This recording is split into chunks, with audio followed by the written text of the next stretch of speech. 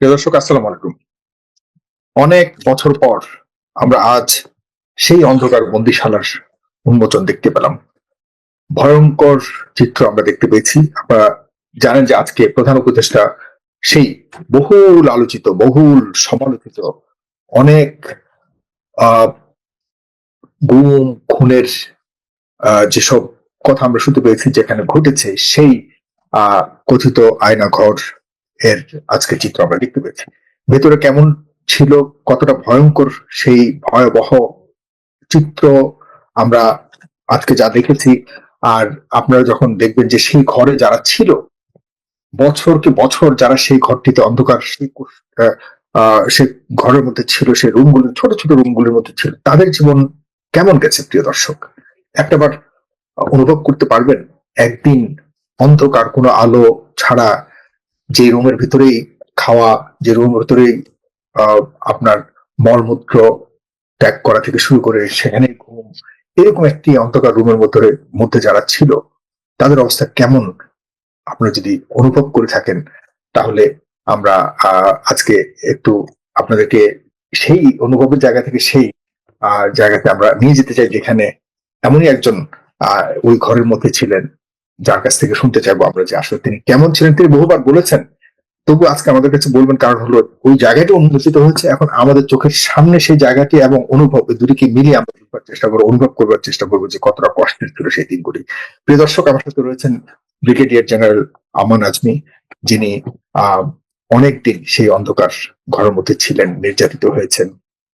প্রায় মৃত্যুর পর, মৃত্যুর দুয়ার থেকে তিনি আবার আমাদের মাঝে ফিরে এসেছেন।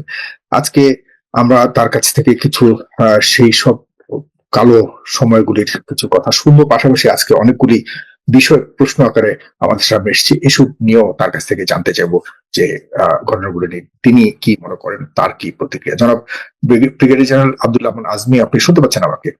আপনাকে অনেক ধন্যবাদ। মধ্যরাতে আপনাকে কষ্ট দিচ্ছি, আপনিও আমাকে গ্রহণ করেছেন, এত কষ্ট করে আপনি আমার সাথে যুক্ত হয়েছেন, সাক্ষাৎ দিচ্ছেন। কারণ জনগণ আজকে যে একটু আনমিট করবেন, জনগণ আজকে যে আয়নাঘর বা বন্দিশালা দেখতে পেল, সেখানে আপনি ছিলেন, আপনি দেখাচ্ছিলেন কোথায় কি হয়েছে না হয়েছে। আপনার কাছ থেকে একটু শুনতে চাইবো, এই যেটা আজকে দেখতে পেলাম প্রধান উপদেষ্টা, এখানে কি আপনি ছিলেন? জি, ধন্যবাদ সাহেব সাহেব। আসসালামু আলাইকুম, আপনাকে এবং আপনার মাধ্যমে দর্শকদেরকে আমি সালাম ও শুভেচ্ছা জানাচ্ছি। আজকে দুপুর থেকে অনেক চ্যানেল আমার সাথে যোগাযোগ করেছিল, বাট সামহাউ দি আদার আপনার approach to me was feeling that I couldn't avoid. এই জন্য আমি আপনার সাথে রাজি হয়েছি। আম, কৃতজ্ঞতা। আজকে কি অনুভূতি ছিল এটা বলা খুব কঠিন অ্যাকচুয়ালি। অনুভূতি, আবেগ তো এমন একটা জিনিস যেটা ভাষায় প্রকাশ করা যায় না। হুম। আমি ওখানে যে 2,908 দিন 69,794 ঘন্টা ছিলাম, এটা তো 69,794 ঘন্টা লিখে শেষ করা যাবে। তো আপনারা যেগুলি দেখেছেন, আমি ওখানে আপনার ভিডিও ক্লিপ দেখেছেন। আমি যেহেতু 8টা বছর ছিলাম এবং আমি একটা ডিটেইল রিপোর্ট সাবমিট করেছি, সেটার কারণে ডক্টর ইউনূস, মাননীয় প্রধান উপদেষ্টা, উনি আমাকে এই তথ্য আমাকে নিয়ে করেছেন। আমার সাথে আপনি দেখেছেন ভিডিও ক্লিপগুলি। আমি ওনাকে, একটু লাউডলি বলতে হবে, কষ্ট করেছি। জি, আমি 8টা বছর ওখানে থাকার ফলে আমি আস্তে আস্তে আস্তে আস্তে কিছু কিছু তথ্য সংগ্রহ করেছি। কোনখানে কোন রুমটা, কোনটা ইন্টারভিউশন রুম, কোনটা দেওয়া স্টোর রুম, কোনটা কিচেন, কোনটা মেডিকেল রুম, কোনটা সুপারভাইজারের রুম। তো যার ফলে আমি সবসময় তো ওগুলো আপনার সব, চোখ বাঁধা ছিল, যতটুকু আপনি লিখেছেন পরবর্তীতে। জি, সবসময় আপনার চোখ বাঁধা ছিল, রাইট, সেখানে যখন আপনি ছিলেন? না, এটা এখানে কিছু কিছু ভুল তথ্য আছে। 1 নম্বর, আপনি বলেছেন যে আমার টয়লেটটা আমাকে ওই ওদের অফিসাররা যে টয়লেট ব্যবহার করতো, হুম। সেই টয়লেট আমাকে ব্যবহার করার সুযোগ দেওয়া হয়েছিল, যার ফলে ওটা আমার রুম থেকে 45 থেকে 50 কদম দূরে আচ্ছা ছিল। আচ্ছা। হ্যাঁ। কিন্তু আমার রুম থেকে এক পা বেরোতে হলে আমাকে চোখ বেঁধে, হাত বেঁধে, মুখোশ পরিয়ে নিয়ে যাওয়া। তো অনেক বলে বলে আমি পরবর্তীতে মুখোশটা খুলিয়েছি, বাট চোখ হাত বাঁধতে হতো। আমি অজু, গোসল, টয়লেট সব মিলিয়ে দিনে 7 বার অন অ্যান এভারেজ টয়লেটে যেতাম। এই যে আমার ছোট ছোট 7 বার, রুম গুলো দেখলাম, এবং খুবই ছোট্ট রুম, 2 ফিট মনে হবে জি যদি হ্যাঁ, কিছু কিছু রুম খুব ছোট ছিল। হুম, ওদের একটা দুটা সম্ভবত ওদের ভিআইপি রুম বলে তারা। তো হুম, ডিজিএফআই এর আমার 8 বছর যে 5 জন ডিজি ছিল, তার মধ্যে 3 জন সম্ভবত আমার ডাইরেক্ট স্টুডেন্ট ছিল। তো হুম, তারা সে কারণে আমাকে বড় একটা রুমে থাকতে দিয়েছে। আমার রুমটা অন্যান্য যে ছোট ছোট রুম, আপনারা এই উপদেষ্টা নাহিদের দেখেছেন যে রুমে দাঁড়িয়ে কথা বলছিল, ওটা খুব হুম, ছোট হুম, রুম ছিল। আমার রুমটা আসিফ। একটু বড় ছিল। আর হুম, আপনার আমাকে এই 7 বার যাওয়া 7 বার আসা মানে দৈনিক আমার 14 বার করে চোখ হাত বাঁধা হতো। আর যখনই ডাক্তার আসতো বা কম্পাউন্ডার রক্ত নিতে আসতো, প্রেশার মাপতে আসতো, রক্তের রিপোর্ট বলতে আসতো, কোনো অফিসের কথা বলতে আসতো, তখনও চোখ বাঁধা মুখোশ পরানো হতো। তো আমি হিসাব করে দেখেছি মোর দেন 41,000 বারের বেশি আমার চোখ হাত বাঁধা হয়েছে। আনবিলিভেবল, আমি জানি না পৃথিবীতে কোনো মানুষের 41,000 বারের বেশি চোখ হাত বাঁধা হয়েছে কিনা। হুম, তবে রুমের ভিতরে কখনো চোখ হাত বাঁধা হতো না। আর রুমের ভিতরে আপনার প্রাকৃতিক আলো বাতাস ছিল না। চাঁদ, সূর্য, আকাশ, মেঘ, বৃষ্টি এগুলো কিছু দেখার সুযোগ হয়নি। তবে লাইট ছিল, লাইট ছিল আপনার। তবে লাইটের সুইচটা বাইরে ছিল। আমি 8 বছর ছিলাম, আমি জানি না আমার সুইচ বোর্ডটা দেখতে কেমন। হুম, আমাকে বলতে হতো এই লাইটটা জ্বালানো, ওই হচ্ছে ফ্যানটা চালানো বারবার। লাইট আমি যে আমি অন্ধকার করে ঘুমাবো সেটার সুযোগ ছিল না, আমাকে একটা একটা লাইট জ্বালিয়ে রাখতে হতো। একদম হুম, ভরা আলোকিত ঘরে ঘুমানো তো কষ্টকর। ঘুম তো ওখানে হতোই না বলতে গেলে, আপনার 2 থেকে 3 ঘন্টা। হার্ডলি 8 বছরে হয়তো কয়দিন 3 ঘন্টার বেশি ঘুম হয়েছে। রাতে তো সন্ধ্যা থেকে রাত পর্যন্ত আস্তে আস্তে যত রাত বাড়তো আপনার আতঙ্ক বাড়তো। রাত 11টা 12 পর থেকে নিয়ে পরের দিন ভোরে আলো হওয়া পর্যন্ত সারা রাত ক্রস ফায়ার আতঙ্ক থাকে। এবং এখনো কিন্তু আমার বডি ক্লক অ্যাডজাস্ট হয়নি, আমি এখনো অলমোস্ট এভরিডে ফজর পরে ঘুমাই। যারা ফেসবুকে আছে তারা দেখে যে আমাকে লেখে আপনি এত রাত এখনো কি করছেন। তখন ঘুম হয় না, স্পেন্ড মাই টাইম ফেসবুকে কাজ করি কিছু, আমার আরো মেল টেল করি, অন্য কাজ করি। তো আমার ওই 2,908 দিন সারা রাত ক্রস ফায়ার আতঙ্কে থাকতে হতে কখন আমাকে নিয়ে যাবে। এবং একটা মানুষের মানসিক অবস্থা কি হতে পারে যখন আমি প্রতিদিন আল্লাহর কাছে বলতাম যে আল্লাহ, আজকে রাতটাই যদি আমার শেষ রাত হয়, তুমি যদি এদের হাতে আমাকে মৃত্যু লিখে রাখো, তুমি আমাকে শহীদের মর্যাদা দিও। আর আমার লাশ যেন কুকুর বিড়াল শিয়ালের খাবার না হয়, যেটা ক্রস ফায়ারে তারা ফেলে রেখে খাল বিলে রেখে যায়। আমার লাশটা তুমি অক্ষত অবস্থা দয়া করে আমার মা স্ত্রী সন্তানের কাছে পৌঁছে। একটা মানুষ যখন দিনের পর দিন রাতের পর রাত এই আতঙ্কে থাকে এবং এই দোয়া করে প্রতি রাতে আল্লাহর কাছে, আল্লাহ যদি আমার শেষ নামাজ হয়, তুমি আমার নামাজ কবুল করো, আমার গুনাহ মাফ করে দিও। তার পৃথিবীর যত কবি সাহিত্যিক আছে সবাই মিলে সারা জীবন চেষ্টা করলে এই অনুভূতি প্রকাশ করার কোনো ভাষা নেই। জি, নিঃসন্দেহে নিঃসন্দেহে আমি এখন শুনছি আর ভাবছি যে কিভাবে সম্ভব। আপনি কি যারা আশপাশে ছিল তাদেরকে কখনো দেখতেন? না, নেভার তারা নেভার কে আগে। ছিল, কারা ছিল, না তাদের না, কোনো শব্দ শুনতেন, তারা কি কথা কোনো বলতেন? সুযোগই ছিল না আমার। রুম থেকে বের হতে হলেই তো আমাকে চোখ বাঁধতে হতো। আর রুমের 2টা দরজা ছিল, একটা দরজা 1 কপাটের, একটা দরজা 2 কপাটের। হুম, ওগুলোর ভিতরের দিকে গ্রিল ছিল, বাইরের দিকে স্টিলের দরজা ছিল, হুম, ডাবল লেয়ার, দুটাই। তো যেটা 2 কপাটের ওটা সর্বক্ষণ বন্ধ থাকতো, যেটা হুম। সিঙ্গেল কপাটে ওটার দিকে আমি নিয়ে যাওয়া আসা করতো। সারপ্রাইজিংলি আজকে গিয়ে দেখলাম ওই লোহার দরজা লোহার গ্রিল কিছুই নেই, তার সুন্দর করে কাঠের দরজা লাগে। আমি আমি এসব নিয়ে আসছি, এগুলি গুরুত্বপূর্ণ প্রশ্ন আপনার কাছে আছে, কিন্তু আপনার ওই সময়কালীন সময়টা নিয়ে কয়েকটি বিষয় জাস্ট জানতে জি জি চাচ্ছি। কারণ মানুষ আগ্রহী যে আপনি কিভাবে সময়টা কাটিয়েছেন, এতগুলি বছর সেখানে কাটিয়েছেন।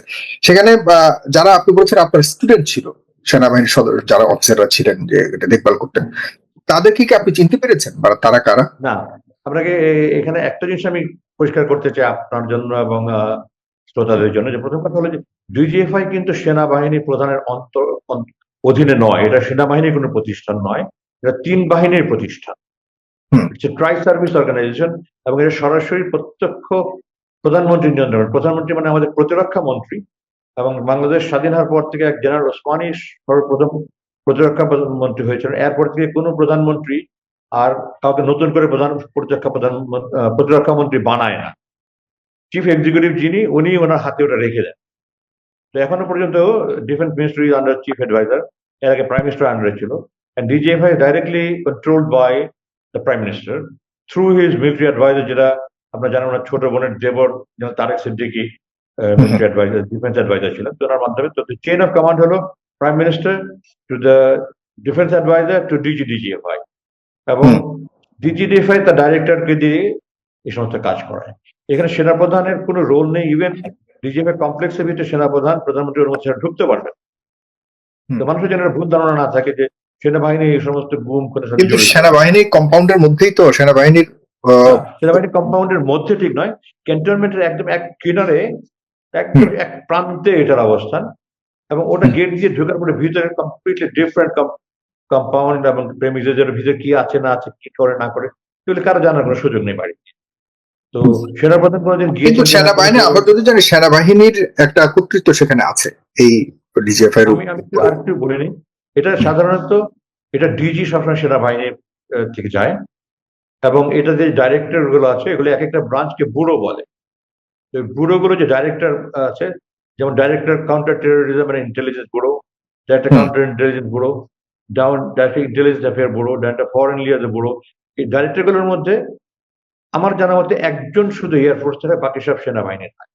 যার ফলে টপ লেভেলে আপনার এগুলি সব মোস্টলি সেনাবাহিনী, এবং তিন বাহিনীর যে অনুপাত আমাদের দেশে রয়েছে সেই অনুপাতে ডিজিএফআই এর অফিসার থেকে নিয়ে সকল পদবীর জন্যই আপনার 65 থেকে 70 ভাগ হলো সেনাবাহিনীর সদস্য, আর বাকি হ্যাঁ। 30 থেকে 35 ভাগ হলো বাকি দুই বাহিনী মিলে।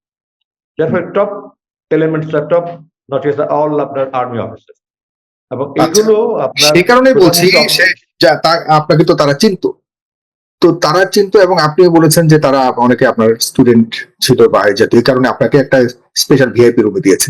সেই তাদেরকে কি আপনি চিনতে পেরেছেন, তারা কারা না ছিল না, তারা?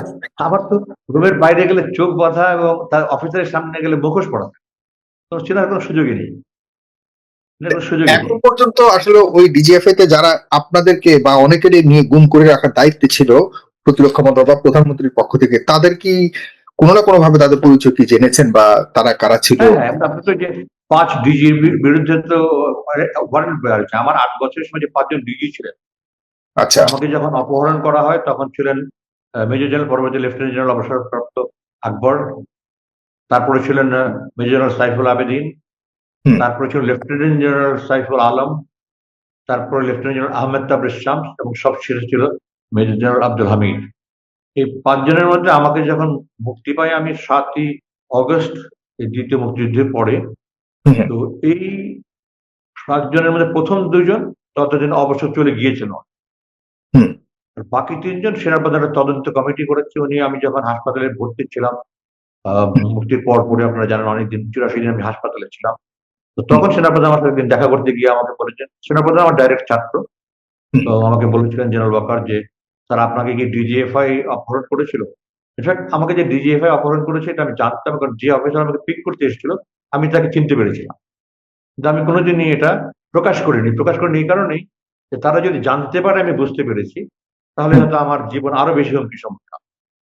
তিনি কে প্রকাশ ছিলেন? করিনি, এবং আমাকে যে রুমে নিয়ে রেখেছে, ইন্টারেস্টিংলি এটা হলো আপনার যে কচুক্ষেত্রে যে ডিজিএফআই কমপ্লেক্সটা আছে, হুম, এটা সর্ব উত্তর একটা 14 তলা বিল্ডিং, যেটা মার্কেটের সামনে থেকে দেখা যায় স্পষ্ট। আর হুম। সর্ব দক্ষিণে হলো এই আয়নাঘর তথাকথিত। এটা অ্যাকচুয়ালি অফিসিয়াল নাম হলো জেআইসি, জয়েন্ট ইন্টারোগেশন সেল। এটা আচ্ছা। পাকিস্তান আমল থেকে আছে, পাকিস্তান হুম, আমল থেকে আছে, এবং পাকিস্তান, এটার মূল উদ্দেশ্য হলো সশস্ত্র বাহিনীর 3 বাহিনীর কোন সদস্য যদি গুরুতর কোনো অপরাধে জড়িত হয়ে যায় এবং যেটা সাধারণ তদন্তে ধরা না পড়ে, তখন তাদেরকে জেআইসি তে পাঠানো হয় further interrogation and if need be আপনার টর্চার করে তাদের কথা বের করা।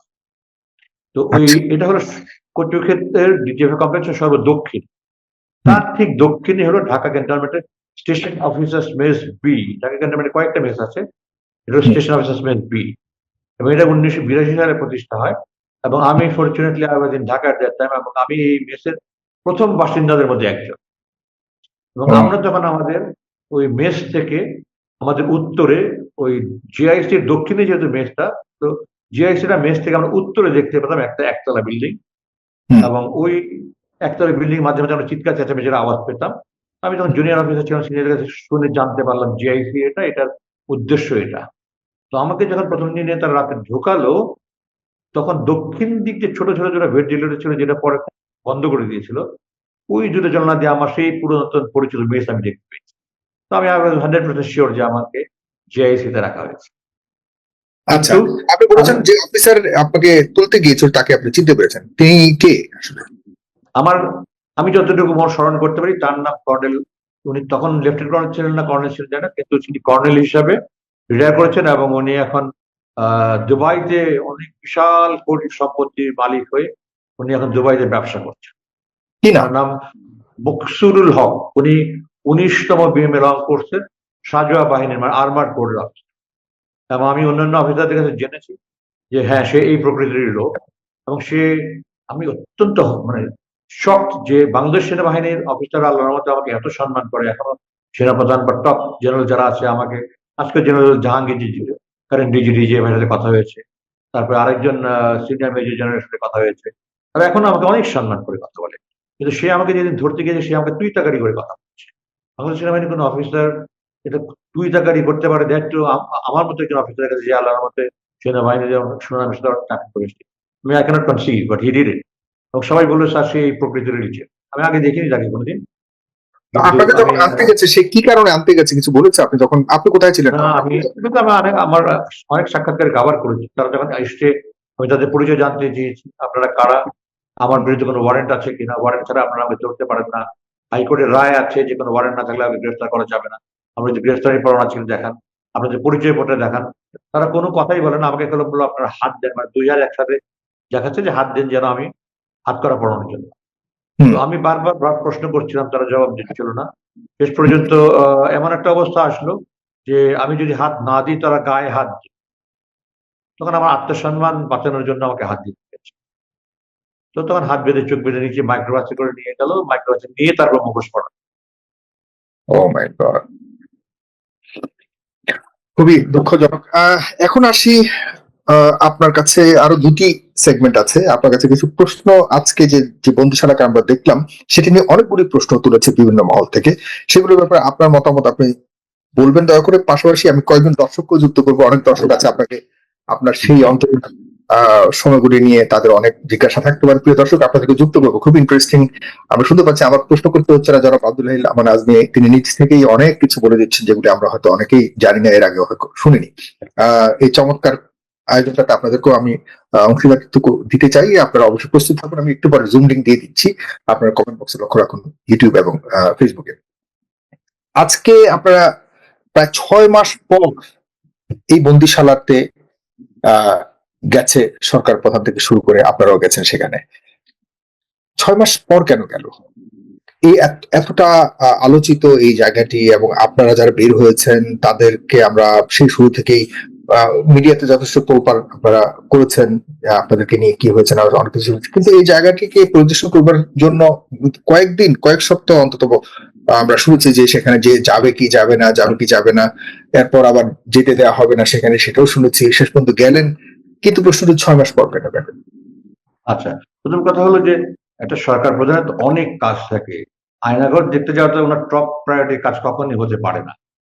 এটা আমি আমার কমন সেন্স থেকে কথাটা বলছি। তো এটা 6 মাস পরে কেন গেলেন, এটা প্রশ্নের উত্তর উনি দিতে পারবেন, আমি দিতে পারবো না। তবে আম, আপনার গুম কমিশনকে উনি যেহেতু একটা তদন্ত কমিশন করে দিয়েছেন, গুম কমিশন আপনার সেপ্টেম্বর অথবা অক্টোবরে গিয়েছে একবার, এবং আচ্ছা। সেপ্টেম্বরে আমার তারা ইন্টারভিউ নিয়েছে। তারপরে তারা ওখান থেকে ঘুরে এসে যে কনফার্ম মি যে আমার ডেসক্রিপশন, আমার বর্ণনা অনুযায়ী তারা ওই রুমগুলো খুঁজে পেয়েছে। আমি টয়লেটের সাইজ, টয়লেট টাইলস এর কালার, আপনার বেসিনের লোকেশন, কমোডের লোকেশন সব আমি ওনাদেরকে এঁকে দিয়েছিলাম। তো ওনারা সেই অনুযায়ী ঘুরে এসে ওনাকে কনফার্ম করেছেন কোথায় কলাপসিবল ডোর আছে, কটা দরজা, আমার যে রুমে রেখে থাকতে দেশে কটা জানালা, কটা দরজা জানালা, কটা শীট, রুমের সাইজ কি, আপনার জানালার সাইজ কি, দরজার সাইজ কি, সব আমি ওনাদেরকে বর্ণনা করেছি এবং ওনারা ঘুরে এসেছেন। এটা এন্ড অফ সেপ্টেম্বর আর আর্লি অক্টোবর হবে। এবং ওনারা এর মধ্যে আরেকবার ঘুরে এসেছেন ডক্টর প্রধান উপদেষ্টা যাওয়ার আগে। আর প্রধান উপদেষ্টা অ্যাকচুয়ালি আমি যতটুকু জানি 26-27 তারিখে উনি যেতে চাচ্ছিলেন, এবং আমি এটাও জেনেছি যে দেয়ার সাম রেজিস্ট্যান্স ফ্রম সাম কর্নার, যেন কোনো উইটনেসকে, কোনো ভিকটিমকে নিয়ে যাওয়া না হয়। তো আমি ক্লিয়ারলি জানতে পারিনি যে কোন সোর্স, মানে আপনার সোর্স ফর্ম থেকে কোনখান থেকে কি ধরনের রেজিস্ট্যান্স ছিল জানি না, বাট গতকালকে ইনফ্যাক্ট গুম কমিশনের সাথে আমার যাওয়ার কথা ছিল। গতকালকে গুম কমিশন আবার গিয়েছিল এবং আমাকে আগের রাতে জানানো হয়েছিল। কিন্তু গতকাল সকালবেলা when I was ready to move out, আমাকে জানানো হলো যে না, তারা আমাকে অনুমতি দিচ্ছে না, শুধু গুম কমিশনে যেতে হবে। তারপর গত রাতে আমাকে জানানো হয়েছে আলটিমেটলি যে চিফ অ্যাডভাইজারের সাথে আজকে যাওয়া। এই রেজিস্ট্যান্সটা কারা দিয়েছে, কেন দিয়েছে, আমার এটা আমি আর খতিয়ে দেখার প্রয়োজন মনে করি। হয়তো আপনি যেটা বলতে চেয়েছেন যে আসলে ওখানে প্রধান উপদেষ্টার যাওয়াটা এটা অত বেশি মানে গুরুত্বপূর্ণ বা অত বেশি ম্যান্ডেটরি বিষয় ছিল না, কিন্তু সরকার এসে এই জায়গাটিকে সরকার অলরেডি নিজস্ব তত্ত্বাবধানে নিয়েছে। এখন সেখানে গুম কমিশনের প্রবেশের ব্যাপারে সব ব্যবস্থা করে দিয়েছে, গুম কমিশন অলরেডি সেখানে যাওয়া আসা করছে। জি জি, সরকার প্রধান যাওয়াটা কিন্তু ম্যান্ডেটরি ছিল না। আপনি দেখেন এরকম আমাদের দেশে এবং পৃথিবীর বিভিন্ন দেশে। এই ধরনের আমার কাছে কোনো নজির জানা নেই যে পূর্ববর্তী কোনো ফ্যাসিবাদ সরকারের পরে যে সরকার আসে, এই সরকার প্রধান ভিকটিমকে নিয়ে জুলুমের স্থানে গিয়েছে, এমন কোনো নজির পৃথিবীতে আছে বলে আমার জানা নেই। আমি আজকে একটা স্টেটমেন্ট দিয়েছি, আপনার পেপারে হয়তো দেখবেন, ফেসবুকে দিয়েছি, যে এই ধরনের নজির উনি একটা দৃষ্টান্ত স্থাপন করেছেন, এবং আমি মনে করি পৃথিবীর সকল শাসকের এই নজিরটার অনুকরণীয় সকলের জন্য একটা। তার মানে যে এটা আমরা আবার আগে উল্টো কিছু প্রশ্ন উঠছে, বা বরং বিতর্কিত প্রশ্ন উঠছে যে এতদিন জি, পরে জি। তিনি কেন গেলেন? ওনার তো না, যাওয়ার না, কথাই ছিল না আসলে। এটা মানুষ, আমরা তো আসলে আবেগী জাতি, আমরা আবেগ দিয়ে বেশি পরিচালিত হই। আমার বাবা বলতেন যে জোশ এবং হুঁশ ব্যালেন্স করে চলতে হয়। উনি খুব জোশ এবং হুঁশ ব্যালেন্স করে চলেন বলে আমি মনে করি। একটা সরকার প্রধানের তো অনেক গুরুত্বপূর্ণ লাগে, জাতীয় অর্থনীতি বরং এটা উনি আছে। ইচ্ছাকৃত ভাবে অ্যাডিশনালি যুক্ত করেছেন ওনার এই এক্স্যাক্টলি, উনি না গেলেও কারো কিছু বলার ছিল না, এক্স্যাক্টলি কিন্তু বুঝতে উনি পেরেছি। কমিশন করে দিয়েছেন, কমিশন গিয়েছে, দে আর ডুইং দেয়ার জব। এবং আমার জানা মতে 1767 সম্ভবত অভিযোগ করেছে যে গুম হওয়ার ব্যাপারে, এবং ওনাদের তথ্য মতে এখনো অ্যাবাউট 600 এর ওনারা কোনো হদিস পাননি, মেবি আচ্ছা, ওভার 600। একদম স্পষ্ট, কারণ এই বিষয়টি নিয়ে বেশ তোলপাড় হচ্ছে, সমালোচনা হচ্ছে অনলাইনে। এটি আপনি চমৎকার ভাবে উত্তর দিয়েছেন। প্রিয় দর্শক, আপনারা যুক্ত হবেন, আমি একটু পর আপনাকে যুক্ত করছি। সেখানে আরো কয়েকটা পরিবর্তন, যেটা আপনি একটু আগে বললেন যে সেখানে লোহার দরজা ভেঙে কাঠের দরজা লাগিয়ে দেওয়া হচ্ছে, এই যে পরিবর্তনগুলি করা আমার হচ্ছে, এই আজকে পরিবর্তন ফেসবুকে কারা আমার করেছে? স্ট্যাটাসে একটু দেখ, আমার ফেসবুকে আজকে পোস্ট স্ট্যাটাসটা দেখেন, আমি পেপারে স্টেটমেন্ট পাঠিয়েছি যে জি, তারা মানে আলামত ধ্বংসের জন্য চেষ্টা করেছে, যেন যারা অপরাধী ছিল তাদের অপরাধের মাত্রা কম বোঝানো যায়। মনে করেন ছোট ছোট দুটো রুম ছিল, মধ্যে মানে দেয়াল ভেঙে কারা দিয়ে। করেছে?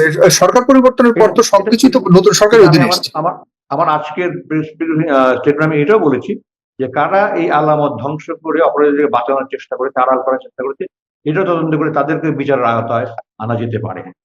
এবং এটা আমি বলতে মানে পারি এই আপনাদের সন্দেহটা আপনিও করছেন বর্তমান সেখানে? যে ডিজি, জি, বর্তমান যিনি ডিজিএফআই আছে, মেজর জাহাঙ্গীর, আমার স্নেহের ছাত্র একজন, আমার ছাত্র এবং আমার স্নেহের। আমি ওই ডক্টর ইউনূসের সামনে তাকে জিজ্ঞাসা করেছিলাম এই হুম, সমস্ত আলামত নষ্ট করলো কে, হ্যাভ ইউ ডান ইট? হুম, তো সে সরাসরি বললো, না স্যার, আমি এটা করিনি, আমি এইভাবে পেয়েছি। তো 5 তারিখে সরকার পরিবর্তনের পরে তখন যে ডিজি ছিল মেজর হামিদ, উনি 12 তারিখে major general Faiz, lieutenant general এখন, তখন মেজর জেনারেল ছিলেন, লেফটেন্যান্ট জেনারেল ফয়েজ ওনাকে ওনার জায়গায় স্থলাভিষিক্ত হন বিজিডিজিএফআই হিসেবে। হুম। তো আমার হিসাব মতে যে ওই 5 থেকে 12 তারিখের মধ্যে, কারণ আমি আজকে দুজনের সাথে কথা বলেছি, মানে 12 তারিখে যে লেফটেন্যান্ট জেনারেল ফয়েজ তখন মেজর জেনারেল ছিল, তিনি আমার সাথে হাসপাতালে দেখতে গিয়েছিলেন, এবং তখনও বলেছিলেন, আজকে আমাকে রিকনফার্ম করেছেন যে স্যার আমি গিয়ে আমার ধ্বংসের চেষ্টা দেখেছি, আমি তখন একটু স্টপ করে দিয়েছি, এবং যেভাবে আছে আমি স্যার এইভাবে রাখবো। এবং আমাকে আসতেও বলেছেন, আপনার স্যার যে কথা দিয়েছিলেন আমি সেভাবে রেখেছি। এবং তার মানে হলো যে নতুন যে ডিউটি তারা কিছু করে, which means the last DG during the fascist regime, which was Major Hamid আপনি Didio. নিশ্চিত করছেন আমাদেরকে যে আপনি যে অবস্থায় দেখে এসেছিলেন সেটি থেকে এই পরিবর্তন করেছে কেউ, অবশ্যই আলামত নষ্ট করবার জন্য, নষ্ট করবার উদ্দেশ্যে, কারণ সেই আলামত হ্যাঁ, আজকে গিয়ে পাননি আপনি। কে করেছে আমি নিশ্চিতভাবে বলতে পারবো না, বাট তবে আমার করেছে। রিজনেবল অ্যাজাম্পশন হলো এটা যে লাস্ট ডিজি ছিল মেজর হামিদ, তার সময়, কারণ তারপরে 2 ডিজি, একজন হুম, প্রেজেন্ট ডিজি আর একজন ইনবিটুইন মেজর হামিদ, এবং present DG major Jahangir, lieutenant general আপনার তখন মেজর জেনারেল, এখন লেফটেন্যান্ট জেনারেল ফয়েজ, দুজনে আমাকে কনফার্ম করেছে যে স্যার আমরা করিনি। আচ্ছা, সেই এখন যদি কেউ সত্য লুকানোর চেষ্টা করে সেটা ভিন্ন কথা, কিন্তু ওনারা সত্য বলে থাকলে এটা মেজর হামিদের কাছে এই ঘাড়ে এই দোষ বর্তাবে। প্রিয় এবং দর্শক, উনি আমার মানে সাথে জি, আপনার মানে দুইটা ছোট ছোট রুমের মধ্যে ওয়াল ভেঙে রুমটা বড় করার চেষ্টা হয়েছে, যে রুমে ভেন্টিলেটর ছিল না ওয়াল ভেঙে ভেন্টিলেটর করে দেখানো হয়েছে। যে আমি যে রুমে আমাকে দেখছি, আপনার ভিডিও ক্লিপে দেখবেন, আমি জানালা দেখাচ্ছি, একদম চার চার স্তরের রং করা ছিল। রঙের মানে ওয়ার্কসম্যানশিপ কোয়ালিটি এত খারাপ ছিল, যার ফলে আমি হিসাব করে বের করেছি 4টা স্তর ছিল, 4বার রং করা হয়েছিল। এখন সবগুলি মুছে একদম পরিষ্কার করে দিচ্ছে কাজগুলো, যেন ট্রান্সপারেন্টলি সব দেখা যাচ্ছে। তো আমি ডক্টর ইউনূসকে দেখালাম যে স্যার দেখেন, এই যে ফ্রেমের এখান দিয়ে এখনো কালো কালো রং লেগে গেছে। উনি দেখে হাসলেন একটু। আপনার বাইরের সাইডে যে গ্রিল গুলি ছিল, ওই গ্রিল, জানালার গ্রিল গুলো ছিল, ওগুলি ঠিকই আছে।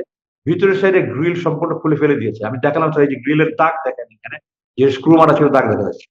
আপনার ভিতরের দিকে লোহার গ্রিলের দরজা, স্টিলের দরজা সব খুলে ফেলে কাঠের দরজা তার মানে লাগিয়েছে। এতটা পরিচ্ছন্ন মানে ছিল না। আজকে যে পরিচ্ছন্ন দেখলাম, এভাবে ছিল না আপনারা যখন সেখানে ছিলেন? পরিচ্ছন্নতার ব্যাপারে কোনো সমস্যা ছিল না, অপরিচ্ছন্ন ছিল না, রুম পরিষ্কার করা হতো। কিন্তু আমি বলছি যে রুমের জানালা সব কালো রং দিয়ে ঢাকা ছিল, বাইরে কিছুই দেখা যেত না, কিন্তু এখন সব স্বচ্ছ পরিষ্কার দেখা যায়। আপনার কোনো তার মানে এটা ভেন্টিলেটর ছিল ভয়ঙ্কর ওখানে জানালা। ষড়যন্ত্রের অংশ তো আপনাদের মানে নতুন সরকার আসার পরেও ওরা সেখানে চলছে।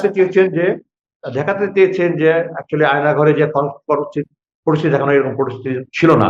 জানলা যে সব বাইরে দেখা যাচ্ছে, উপরে ভেন্টিলেটর আছে, সামান্য একটা কাঠের দরজা আছে, যে ডাবল লেয়ার দরজা আছে, একটা গ্রিলের, যেমন থানা হাজতে যেরকম থাকে, তার রাইট। বাইরের দিকে আবার আপনার একটা সম্পূর্ণ স্টিলের। হুম হুম। তো এগুলি সব সরিয়ে ফেলে কাঠের দরজা লাগিয়েছে। আপনার মানে বিস্ময়কর এরকম পরিবর্তন করেছে।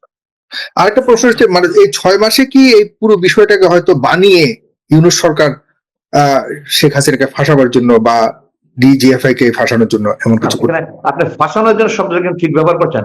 উনি কি করেছেন, কত মানুষ জুলুম হয়েছে, এটা তো মানুষ সমস্ত পৃথিবী প্রত্যক্ষ করেছে, এখানে তো ফাঁসানোর কোনো কথা না। উনি সত্য উদ্ঘাটনের চেষ্টা করছেন, উনি সত্য উদ্ঘাটনের চেষ্টা করছেন এবং সুবিচার করার চেষ্টা করছেন। আচ্ছা, আপনি আপনি আপনি বলেন একসময় রাজাকার একটা গালি ছিল, তাই নয় কি? আমার বাবাকে রাজাকার বলে সারা জীবন গালি দিচ্ছে। অথচ ওই 5ই আগস্টের আগে কি হয়েছে, তুমি কে আমি কে, রাজাকার রাজাকার কারা বলেছে? নতুন প্রজন্মের জেনজিরা বলেছে, তারা ক্রেডিট নিচ্ছে এটা বলে। তো এই জন্য ডক্টর ইউনূস ফাঁসানোর কোনো প্রশ্নই ওঠে না। মানে তারা কি করেছে, আগের ফ্যাসিবাদ সরকার কি করেছে, it's known to all, it's open, এটা তো কোনো এখন গোপনীয় কিছু না। কত হাজার হাজার কোটি টাকা পাচার করছে তারা, পালায় না বলে। রং যেটা দেখছি আমরা আজকে, রং দিল কে প্রশ্ন রয়েছে, সেই রংগুলি আপনি বলছেন যে রং করা হয়েছে নতুন করে, আগের যে রং হয়তো আগেও হয়েছিল। আমি তো সব কোন রুমে যাইনি, আমার রুম ছাড়া আর টয়লেট ছাড়া আর তো কোথাও আমার দেখার সুযোগ হয়নি। একটা মেডিকেল রুম ছিল, ওখানে আমি একবার অজ্ঞান হয়ে যাওয়ার পরে 7 দিন ওখানে আমাকে রাখা হয়েছিল। ওই রুমটা আমি ঠিক আজকে খেয়াল করিনি, ওই রুমটাও খুব নতুন রং মনে হয়নি। কিছু কিছু রং করা হয়েছে, যে হুমায়ুন কাদের চৌধুরী, যে সালাউদ্দিন কাদের ছিল, উনি যে তাকে যে আছে ওখানে তার নাম লিখে ছিল, খুঁটিয়ে ঘুরে দেখালো এবং আমি যে ছবিও তুললাম, আমি দেখলাম। তো আমি কাছাকাছি গিয়ে দেখিনি তার নাম লেখা আছে কিনা। তো এইভাবে তারা কিছু কিছু নতুন রং করেছে। আমার এটা তো নতুন রং করেছে, এটা 2022-এর মার্চ মাসের ফার্স্ট উইকে একবার নতুন রং করেছে, এরপরে করেছে কিনা আমি আজকে অত ভালোভাবে খেয়াল করার সুযোগ পাইনি। আচ্ছা, আমি যে 2টা টয়লেট ব্যবহার করেছিলাম, তার একটা টয়লেট ঠিক আছে, আর একটা টয়লেট টাইলস এর রং সম্পূর্ণ টাইলস পাল্টে ফেলেছে। আরেকটা বিষয় বেশ আলোচনা তৈরি করেছে, সেটি হলো যে ইলেকট্রিক শক দেওয়ার চেয়ার।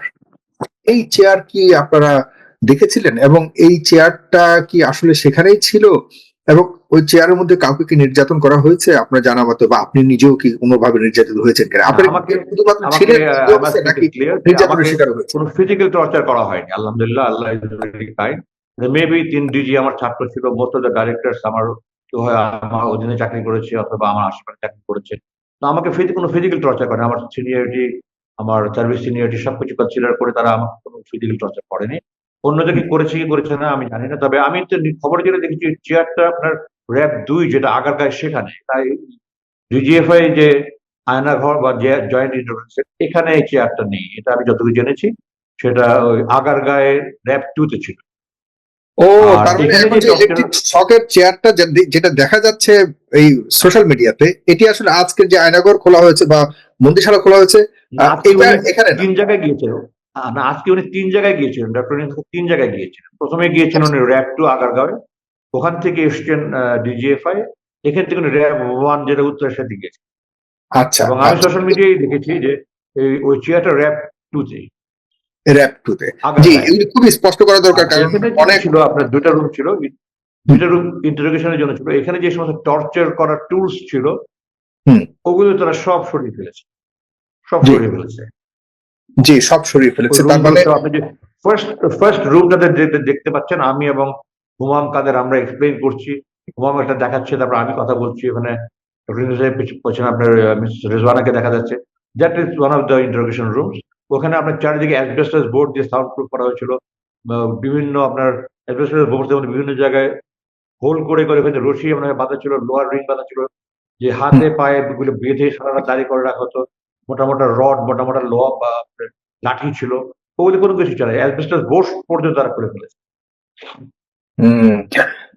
ওখানে দেয়াল ভাঙার একটা বিষয় দেখা গেছে। এই দেয়াল ভাঙা, এটি কারা করেছে? এটিকে মনে করেন যে আসলে বিতর্কিত করবার জন্য অথবা নষ্ট করবার জন্য। আমি বললাম যে সুড়ঙ্গ দেখিয়েছে ওটা ওই ডিজিএফআই না, ওটা হয়তো র্যাব ওয়ান হবে। ওখানে যেটা করেছে সেটা ছোট ছোট দুটো রুম, ছোট ছোট দুটো রুম বড় দেখানোর জন্য দুটার মধ্যে যে দেওয়াল ছিল ওটা ভেঙে দিয়েছে, যেন দেখা যায় না তাদেরকে বড় রুমে রাখা হয়েছিল, যেটা ছোট রুম, বাট তারা যে ভেঙেছে ওটা ফিনিশিংটা ভালো হয়নি, স্পষ্ট দেখা যাচ্ছে এটা ভাঙা হয়েছে। ও, তার মানে সবকিছুই হয়েছে, কিন্তু এগুলি কারা করেছে এটি নিয়ে এখন বড় প্রশ্ন আপনিও তুলছেন। জি হ্যাঁ, আপনি আজকে যদি আমার স্টেটমেন্টটা দেখেন অথবা আমার ফেসবুক স্ট্যাটাসটা দেখেন, তাহলে আপনি এগুলো সব জানতে পারবেন কি কি পরিবর্তন হয়েছে, একটু আমি এগুলো লিখেছি এবং আমি দাবি করেছি সরকারের কাছে যেগুলি কারা এই দোষী ব্যক্তিদের আড়াল করার জন্য তাদের দোষ মানে ধামা চাপা দেওয়ার জন্য এগুলি করেছে, এগুলি তদন্ত করে তাদেরকে বিচারের আওতায় আনার জন্য আমি আবেদন একদম জানিয়েছি। স্পষ্ট, একদম স্পষ্ট। আজকে আপনার এই স্টেটমেন্টগুলি যে কি গুরুত্বপূর্ণ, এটা আসলে আপনি সোশ্যাল মিডিয়াতে আপনি গেছেন কিনা জানি না, সেখানে কিন্তু এইসব নিয়ে বেশ প্রশ্ন উঠছে এবং সবাই কিন্তু প্রশ্ন ছুটছে যে এর পেছনে আসলে ইউনূস সরকার কোনো অন্যরকম কোনো নাটক তৈরি করছে কিনা, সিনেমা না না না, এগুলো মন্তব্য এগুলো করছে যে আমাদের দেশের 6 মাস মানুষ ধরে। We are G, gossip lovers, we are gossip right. Lovers. এমনও আমরা কথা হচ্ছে সবসময় 6 মাস ধরে ডক্টর ইউনূস সরকার এগুলিকে তৈরি করেছে, করে এখন নাটক মঞ্চায়ন করছে। এগুলো এমনও সব কথা রয়্যাল ন্যারেটিভ, এগুলো সব। এগুলো সব রয়্যাল ন্যারেটিভ বলছেন আপনি। জি, দর্শক যারা দেখছেন, কয়েকজন দর্শক যুক্ত হয়েছে, জনাব ব্রিগেডিয়ার জেনারেল আমানাজ ভাই আপনার কাছে আমি আসছি। কয়েকজন দর্শক যারা আপনাকে হয়তো কিছু প্রশ্ন বা আপনার কাছে কিছু জানতে চাইবে, আমি কয়েকজন কথা বলে নিয়ে আপনার কাছে আবার আসছি। এমদাদুল হক কোথা থেকে বলছেন আপনি? আপনার কথাটা শুনুন। আসসালামু আলাইকুম। সাগর ভাই, আপনাকে অনেক অনেক ধন্যবাদ। একটা স্পর্শকাতর বিষয় নিয়ে আমাদের যে জেনারেল স্যার আছেন, আসলে স্যারকে আমরা পেয়ে অনেক আনন্দিত এবং আল্লাহর কাছে হাজার হাজার শুকরিয়া, যিনি আল্লাহ তাআলা উনাকে আমাদের মাঝে ফিরিয়ে দিয়েছেন। ছাত্র জনতার গণ অভ্যুত্থানের মাধ্যমে ওনাকে আমরা ফিরে পেয়েছি, এই জন্য লাখ কোটি শুকরিয়া। স্যার যতদিন বেঁচে থাকবে আশা করি বাংলাদেশের জন্য কিছু ভালো কিছু করবে, এই প্রত্যাশা ওনার কাছে রেখে আমি দুইটা প্রশ্ন করবো ছোট ছোট। প্রথম প্রশ্ন, যেহেতু আলোচনা হয়েই গেছে আলামত সম্পর্কে, আসলে এটা জাতির কাছে একটা প্রশ্ন হয়ে গেল না স্যার? আপনার কি মনে হচ্ছে না, আপনি যেহেতু প্রশ্ন করছেন যে এটা কেন নষ্ট হলো, কারা করলো, এটার কি তদন্ত হওয়া উচিত কিনা, এটা একটা বিষয়।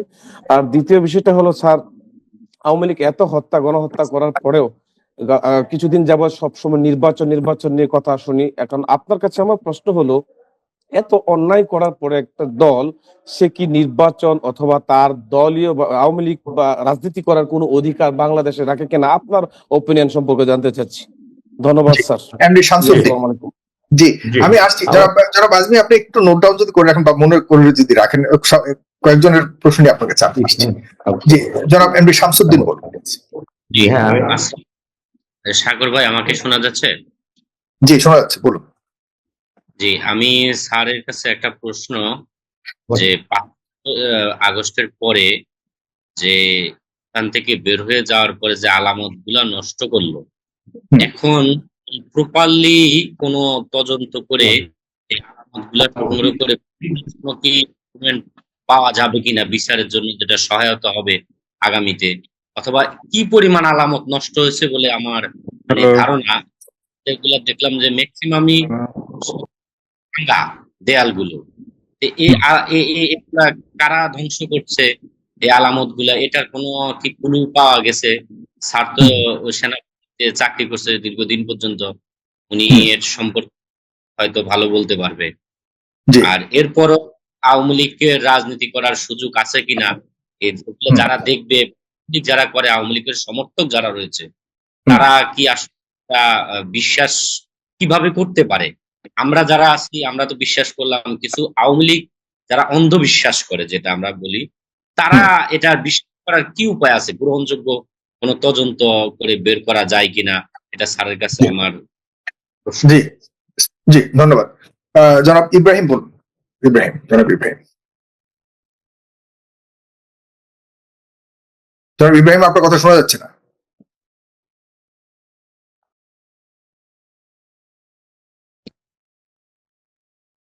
জি, চাইনিজ ভাষা না কি ভাষায় আপনার নাম জানি না, আপনি বলুন। আসসালামু আলাইকুম। আমি জাপান থেকে আসছি, তো আমার জাপানিজ লেখা আছে আর কি, ভাষাটা আসছে। আমি প্রশ্ন একটাই করতে চাই কি, যে আমরা তো সবাই বাংলাদেশে সবাই ভালো চাই, এখন হলো কি, ইদানিং আমরা কিছু দেখতেছি, এই যে আমরা যে আয়নাঘরটা দেখতেছি হুম। এখন, এটা নিয়ে অনেকেই অনেক রকম বিভ্রান্ত সৃষ্টি করে। যেমন আমরা কিছুদিন আগে আমরা দেখলাম যে শেখ মুজিবের বাড়ি ভাঙা হলো, ওটা ভালো কথা, ভাঙা হলো, কিন্তু হুম। ওই যে একটা গুজব ছড়াইছে যেখানে নিচে আয়নাঘর আয়নাঘর, এরকম আমরা চাই যে যেন সত্যটা বাংলাদেশে প্রচারিত হয়, যে এই গুজব ওই গুজবের জন্য যেন সত্যটা যেন না ঢাকা যায়। আমরা আমরা আজকে চাই যতগুলি গুজব বলুন, প্রশ্ন বলুন, যে আমরা ফেসবুকে দেখতে পেয়েছি, সবগুলোর উত্তর খুব চমৎকার ভাবে জনাব ব্রিগেডিয়ার জেনারেল আব্দুল্লাহ আমান আজমি সাহেব দিয়েছেন। আমার কাছে হ্যাঁ, মনে হয় হ্যাঁ, এটি কিন্তু হ্যাঁ, এটা এটা হলো, স্যার যেভাবে যেভাবে জবাবগুলো দিয়েছেন, আমরা চাই এভাবে গুলো সুন্দরভাবে সত্যতাগুলো আসুক। আমরা যে এই রাইট, গুজবগুলোর কারণে আমরা সত্যটা ভালোভাবে জানতে পারি। রাইট। আমরা আমি আমরা চাই যে সেজন্য ফেজ দ্য পিপল সবসময় চেষ্টা করে এসছে, সামনে চেষ্টা করে যাবে। সুতরাং গুজবের ভাই, সাথে গা না ভাসিয়ে অপেক্ষা হ্যাঁ, করবেন, হ্যাঁ, অবশ্যই সবকিছুই সামনে আনার চেষ্টা করবেন। হ্যাঁ, এই সরকার সেগুলি আমরা করার চেষ্টা করছে এবং আম- আমরা অবশ্যই। জি, হ্যাঁ, জি। আমরা দেশবাসী হিসেবে আমরা এটাই আশা করি, যেন ধন্যবাদ, সঠিক বিচার, এর অপরাধীর সঠিক বিচার যেন এভাবেই বাংলাদেশে হয়। ধন্যবাদ। জনাব ফজলে রাব্বি বলুন। হ্যালো, আসসালামু আলাইকুম।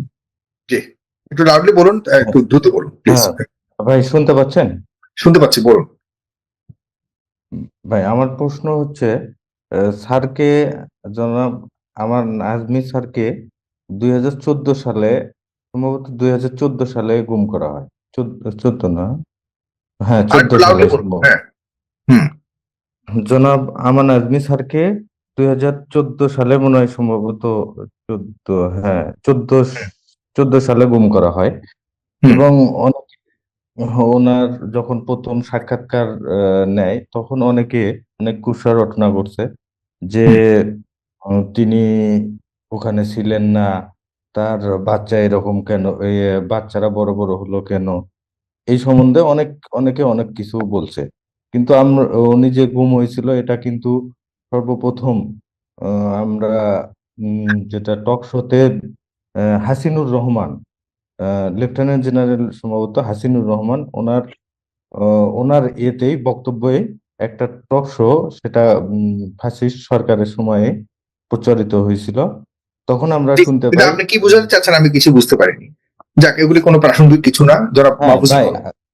ভাই, হ্যালো, জি, জি, আমার বলুন। প্রশ্ন, ভাই আমার মেইন প্রশ্নটা হচ্ছে যে ওখানে যে আলামত গুলো ছিল, এই হুম। আলামত গুলো মানে সরকার চলে যাওয়ার পরও এই আলামত গুলো কেন নষ্ট করা হলো, যার হ্যাঁ, কারণে সে প্রশ্ন ওখানে, তো আমরা করেছি, এর আগেও করেছি, আমরা করছি। হ্যাঁ, জি, কারণ আপনি মনে এই করছেন। সরকার সরকার চলে গেল, চলে যাওয়ার পরও কেন ওই আলামত গুলো, জি, মানে নতুন সরকার আসার পরও ওই আলামত গুলো কেন নষ্ট করা হলো?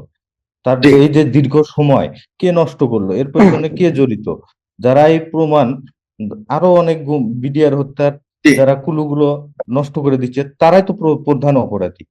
আমরা তো সামনে যেটা দেখতেছি, যে এই অরিজিনাল যে ইয়েগুলো, আয়নাঘর সম্বন্ধে যে বিভীষিকা, সেগুলো ওখানে নাই কেন? কেন দেওয়াল ভাঙ্গা হলো? কেন হলো ধন্যবাদ। আপনার হলো জি, জি, জি, উম, এসব প্রশ্ন আমরা করেছি, এতক্ষণ করেছি, সবগুলো উত্তর উনি দিয়েছেন খুব চমৎকার ভাবে। আপনি অবশ্যই এগুলো অনুষ্ঠানটাকে প্রথম থেকে শুনবেন। জনাব মাহফুজুর রহমান প্লিজ বলুন। আহ, আমার প্রশ্ন হচ্ছে, 5ই আগস্টের পরে জেনারেল ওয়াকারকে দেশের সাধারণ মানুষ অনেক ভালোবাসা সম্মান প্রদর্শন হুম। করেছে, তাকে জাতীয়ভাবে একটা হিরো বানানো হয়েছিল। হুম। আহ, আজমি স্যারও জেনারেল ওয়াকারের অনেক প্রশংসা করেছে, বলেছিলেন যে তিনি আমার ছাত্র ছিলেন, অনেক হুম। ভালো মানুষ। কিন্তু এখন বিভিন্ন মাধ্যমে শুনতে পাচ্ছি যে তিনি আওয়ামী লীগের হয়ে কাজ করছেন, ভারতের হয়ে কাজ করছেন, এবং এর অনেক আলামত আমরা দেখতে পাচ্ছি, প্রমাণও দেখতে পাচ্ছি। হুম। তো এই ব্যাপারে আজমি স্যারের কি মন্তব্য, আমি এটা জানতে চাচ্ছিলাম। জেনারেল ওয়াকারের বিষয়ে তার কি মন্তব্য, তাকে কি সেনাবাহিনী থেকে সরাতে হবে কিনা, আর তার যে কার্যকলাপ, সে যে আওয়ামী লীগের হয়ে ভারতের হয়ে কাজ করছে, এটা নিয়ে তার কি মন্তব্য? জি, ধন্যবাদ আপনাকে। আমি ব্রিগেডিয়ার আসবে আপনার কাছেই যাই। আর এখানে দর্শক পর্বটা শেষ করছি। প্রিয় দর্শক, আপনারা অবশ্যই অনুষ্ঠানটিকে শেয়ার করবেন। আমরা মোটামুটি সকল প্রশ্ন যেগুলি উঠছে আজকে সারাদিন, গুম কমিশন এবং প্রধান উপদেষ্টার যে গুমের জায়গাগুলিকে তিনি পরিদর্শন করেছেন, বন্দিশালা পরিদর্শন। সেখানে বিভিন্ন ধরনের দেয়াল ভাঙা থেকে শুরু করে সেখানে অনেক অসঙ্গতি বিষয়ে প্রশ্ন তুলেছেন বিভিন্ন মহল থেকে। এসবের প্রতিটির উত্তর আমাদের কাছে জনাব আব্দুল্লাহ আমান আজমি তিনি তার অভিজ্ঞতার আলোকে দিয়েছেন। তিনি দায়িত্বশীল সেখানে কেউ নন, তিনি সরকারের দায়িত্বশীল কেউ নন, তবে তিনি যেহেতু দীর্ঘদিন 8 বছর সেখানে কাটিয়েছেন এবং তিনি যেহেতু আজকে পরিদর্শনে ছিলেন, নিজের সশরীরে ছিলেন, তার জায়গা থেকে তিনি যৌক্তিক কিছু কথা বলেছেন। সেগুলোকে অবশ্যই আপনার শুনবে শুরু থেকে, অবশ্যই সেটাকে শেয়ার করবেন, অন্যদেরকে দেখা শুরু করবেন। জনাব আব্দুল্লাহ, প্রথম যে প্রশ্নটা করেছে, আপনার যদি মনে থাকে, ডেফিনেটলি আপনার মনে থাকবে যে এই সরকারের বিষয়ে আপনাকে প্রশ্ন করেছে, সরকারের কি করণীয়, কি করা উচিত, আপনাদের প্রতি এত নির্যাতন করেছে এখন সরকারের, দুঃখিত আমি এই সরকার বলতে শেখ হাসিনা সরকারের কথা বলছি, এবং শেখ হাসিনা সরকারকে এখন বা আওয়ামী লীগকে নিষিদ্ধ করবার ব্যাপারেও দাবি উঠেছে। জনাব আজমি, একটু দয়া করে আনমিউট করবেন। আমি গত সেপ্টেম্বর বেশ কয়েকটা টক শোতে বলেছি, ইন্টারভিউতে বলেছি যে আপনার আমার পাসপোর্টে আমরা আমাদের জাতীয়তা বাংলাদেশ, যে কোনো ফর্ম ফিল আপ করতে যাই আমরা লিখি আমাদের জাতীয়তা বাংলাদেশ। আওয়ামী লীগ কি কখনো বলে আমরা বাংলাদেশি? তারা বলে আমরা বাঙালি জাতি। তো প্রথম কথাই হলো তারা তাদের জাতীয়তাকে অস্বীকার করে। তারা বাঙালি বলে পশ্চিমবঙ্গের সাথে মিলে তারা এক হতে চায়। এবং আপনি দেখেন, যদি ইতিহাস দেখেন, 1971 সালে যে অক্টোবর মাসে অস্থায়ী বাংলাদেশ সরকারের সাথে, আমার ফেসবুক স্ট্যাটাসে আমি লেখালেখি করছিলাম, অক্টোবরে অস্থায়ী সরকার ভারতের সাথে যে মৈত্রী চুক্তি নামে তথ্য চুক্তি করেছিল, এটা শর্ত ছিল এই দেশে সেনাবাহিনী থাকবে না, ভারতীয় সেনাবাহিনী থাকবে, এই দেশের প্রশাসন পরোক্ষভাবে ভারতের চলে যাবে, তারাই পরিচালনা করবে, এবং এই প্রতিরক্ষা মন্ত্রণালয়, পররাষ্ট্র মন্ত্রণালয় ভারতের অধীনে থাকবে।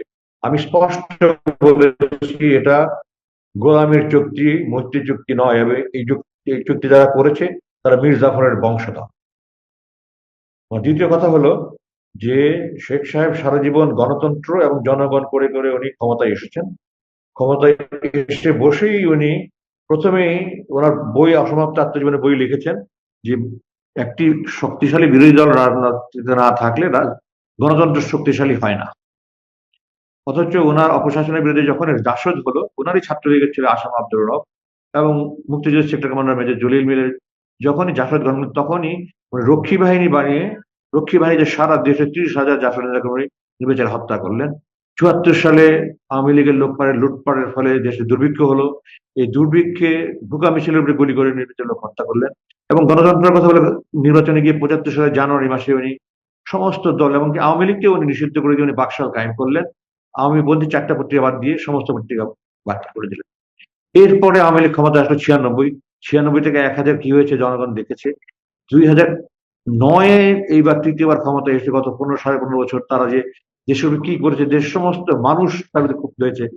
2 দিন না 3 দিন আগে আমি শুনেছি বলেছে শেখ হাসিনা পালায় না, অথচ এখন এখানে আমি ব্যারিস্টার ফুয়াদকে বলতে শুনি পালাই না, বললি তো পালালি কেন? আর দেখেন কোন জাহাজ যখন ডুবে যায়, জাহাজের ক্যাপ্টেন কিন্তু কোনোদিনই ওই নিজের জীবন নিয়ে বাঁচানোর জন্য লাইফ করে চাপ করবে না। অথবা কোনো প্লেন যদি ক্রাশ করে বা মিডিয়ারে আপনার ক্রাশ করে অথবা ক্রাশ ল্যান্ডিং হয়, পাইলট কিন্তু কোনোদিনই ক্যাপ্টেন যে বেল আউট করবে না। এটাই হলো একটা ক্যাপ্টেনের গুণ, যে আমি শেষ পর্যন্ত আমার এই জাহাজ, আমার প্লেন। দলের নেতারও এরকমই হওয়া উচিত। 2007 1/11 যখন হয়, আমার বাবার যখন আমার বড় ভাই জেদ্দায় ওনাকে বেড়াচ্ছিল বড় ভাই বাসায়, তখন এখানে জামাতে তৎকালীন আমি নিজামী সাহেব, জামাতের অন্যান্য নেতা সবাই ফোন করে বললেন আপনি দেশে আসবেন না, আপনার বিপদ হতে পারে। তো উনি বললেন যে আমার দলের লোকের যা হবে তাই হবে, আমি আমার দলের লোকজনকে ছেড়ে এখানে আরামে থাকবো? কোনোদিন হতে পারে না, আমার যা আছে আমি চলে আসবো। এটা একদিকে দেখেন, আরেকদিকে উনি নিজের জান এবং বোন, দলে কে কোথায় আছে কোনো খবর নাই, নিজের জানকে এবং নিজের বোনকে নিয়ে উনি এই দেশ ছেড়ে পালালেন। তো যারা এই দেশকে একেবারে ভারতের হাতে তুলে দেওয়ার জন্য একেবারে তৈরি ছিল, আপনারা দেখেছেন আমার দেশ শুরু হওয়ার পরপরই খবর আসছে যে ভারতকে এই দেশ আক্রমণ করার জন্য পর্যন্ত তিনি বলেছেন, এই দেশের অর্থনীতি ধ্বংস করে দিয়েছেন, শিক্ষা ধ্বংস করে দিয়েছেন, আপনার পুলিশ বিভাগ ধ্বংস করে দিয়েছেন। এই ডিজিএফআই একটা চমৎকার বাহিনী ছিল, এটাকে উনি একটা গুন্ডা বাহিনী বানিয়েছেন, সব নিজের দলীয় আত্মীয় স্বজনকে দিয়ে, নিজের এলাকার লোকজনকে দিয়ে, নিজের আস্থাভাজন লোকজনকে দিয়ে ওখানে বসিয়ে তাদেরকে দিয়ে উনি সমস্ত অপকর্ম করিয়েছেন। তো তাদের এই দেশের রাজনীতি করা তো দূরের কথা, আমি মনে করি এই দেশে তাদের থাকারই কোনো অধিকার আছে কিনা আমি জাতির কাছে প্রশ্ন করতে চাই। এরা নিজেদের জাতীয়তাই স্বীকার করে না, তারা তো কোনোদিন বলে না আমরা বাংলাদেশি, তারা বলে আমরা বাঙালি জাতি। তো আমার পাসপোর্টে লেখা আমি বাংলাদেশ, আমি বাঙালি বলবো কেন? ভাষা কোনোদিন জাতীয়তার ভিত্তি হতে পারে না। তাহলে তো ক্যানাডিয়ান, অস্ট্রেলিয়ান, ব্রিটিশ, আপনার আমেরিকান, নিউজিল্যান্ড সবাই তো তাহলে ইংলিশ হওয়া উচিত, তাই না? আরব সমস্ত মধ্যপ্রাচ্য সবাই আরব হওয়া উচিত ছিল। ভাষা কোনোদিন, ভারতের সমস্ত এতগুলো রাজ্য, তারা কি ভাষার ভিত্তিতে জাতীয়তা বলে? তারা সবাই আমরা ইন্ডিয়ান। তো আমরা কেন বাঙালি বলবো? বাংলা বলতে কিন্তু সেই 1905-এর আগে যে পূর্ববঙ্গ পশ্চিমবঙ্গ মিলে যে বাংলা রাজ্য ছিল, আমরা নিশ্চয়ই শুনেছেন বাংলা, বিহার, উড়িষ্যা, নবাব সিরাজউদ্দৌলা, ওই বাংলা হলো পূর্ববঙ্গ পশ্চিমবঙ্গ। এখন তো আর সেই বাংলা নেই। এই বাংলা হলো পূর্ব পাকিস্তান ছিল, যেটা সেটা এখন স্বাধীন বাংলাদেশ হয়েছে। তো আমরা বাংলা বাংলা বলে আমরা জান দিয়ে দিচ্ছি, অথচ আমাদের দেশের নাম বাংলা না। আমাদের জাতীয় সঙ্গীত হয়েছে যেখানে বাংলাদেশ শব্দের নাম নেই। যিনি লিখেছেন তিনি একজন মুসলিম বিদ্বেষ ভারতীয় কবি, এবং যেখানে লিখেছেন ওখানে স্বাধীন বাংলাদেশের অস্তিত্বের কোনো প্রেক্ষাপটে ছিল না। এবং সবচেয়ে বড় কথা হলো যে এই স্বাধীনতা, আমি কিন্তু আমার প্রথম প্রেস ব্রিফে 3 সেপ্টেম্বর 2024 বলেছি। অনেকে আমাকে প্রশ্ন করেছে কেন আমি প্রথম প্রেস ব্রিফিংয়ে বলতে গেলাম। আমি এই জন্যই বলতে গিয়েছি যে আমি স্বাধীনতার সার্বভৌমত্ব অখণ্ডতা রক্ষার জন্য শপথ নিয়ে আল্লাহর নাম নিয়ে কমিশনিং এর সময় হতে হবে।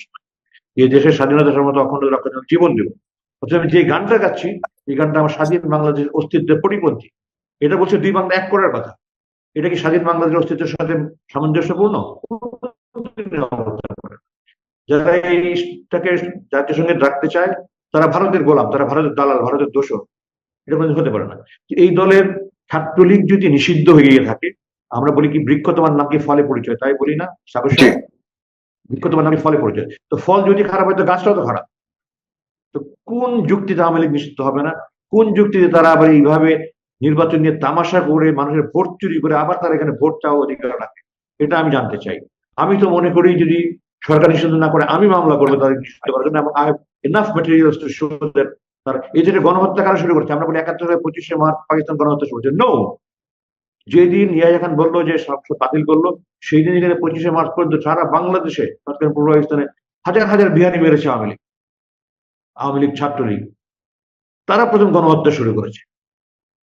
তো তাদের তো এই দেশে আমি মনে করি এই তোফায়েল আহমেদ সাহেব আওয়ামী লীগের 1969 সালে 13ই আগস্ট ঢাকা বিশ্ববিদ্যালয়ের মেধাবী ছাত্র আব্দুল মালেককে ইসলামী শিক্ষা ব্যবস্থা নিয়ে উনি বক্তৃতা, ওনাকে যেটা এখন ষড়যন্ত্রের আমরা রেস্ট ওখানে মাথা পিটিয়ে মাথা গুঁড়ো করে এখানে বালু ঢুকিয়ে লাঠি দিয়ে করে ঘুরেছে মানে সবার কয়েকজন, এবং 2 দিন পরে মারা গেছে আব্দুল মালিক। এই তোফায়েল সাহেব 1970 সালে 18ই জানুয়ারি পল্টন ময়দানে আমার বাবার মিটিং হচ্ছিল। তখন তো কোনো 71-এর ধোঁয়া ছিল না। ওই মিটিং এ হামলা করেছে, আমার বাবাকে হত্যা করেছেন, আমার বাবাকে বাঁচাতে গিয়েছে, 2 জন মারা গেছে। এদের ইতিহাসই তেতেই। আপনি শেখ সাহেবের অসমাপ্ত আত্মজীবনী পড়ে থাকেন, সারাটাই উনি স্কুল জীবনে 13-14 বছর বয়সে উনি মারামারি করে হাজত ছেড়েছেন। 22 বছর বয়সে ওনার নিজের লেখা, আমার বক্তব্য নেই, 22 বছর বয়সে 3rd ডিভিশনে এসএসসি পাস করেছেন।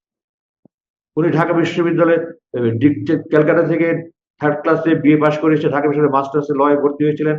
উশৃঙ্খলতার জন্য আজীবনের জন্য বহিষ্কার করা হয়েছে। তো আমার বাবাই তো এরকম, তাহলে আমরা সন্তানটাকে বলবো যে ছাত্রলীগ যদি নিষিদ্ধ হয়ে থাকে, আওয়ামী লীগ কেন নিষিদ্ধ হবে না? তো ছাত্রলীগ তো আওয়ামী লীগের প্রোডাক্ট। আমার সন্তান খারাপ হলে আমি খারাপ। তো আওয়ামী লীগ তাদের গডফাদার, তাদের মাস্টার মাইন্ড। আওয়ামী লীগ কেন নিষিদ্ধ হবে না? আওয়ামী লীগের এই দেশের অবদান, তারা এই দেশের শত্রু, শুধু ইসলাম দেশের শত্রু, তারা ইসলামের শত্রু। আমি দেখাই 90% মুসলমানের দেশ।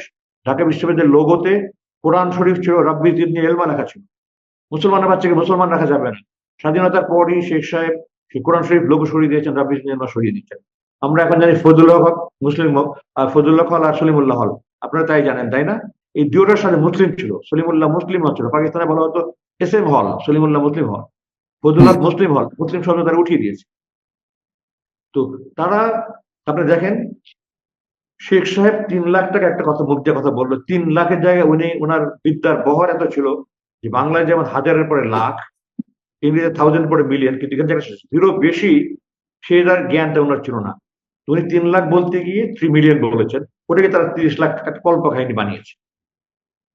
একটা দেশের ইতিহাস হতে পারে সেসব নিয়ে রাজনীতি করার কোনো অধিকার, প্রতিষ্ঠিত ইতিহাস থাকার অধিকার আছে বলে মনে করি না। তারা পালিয়েছে ভারতে, ওখানে তারা থেকে যায়। জি, আপনাকে অনেক ধন্যবাদ।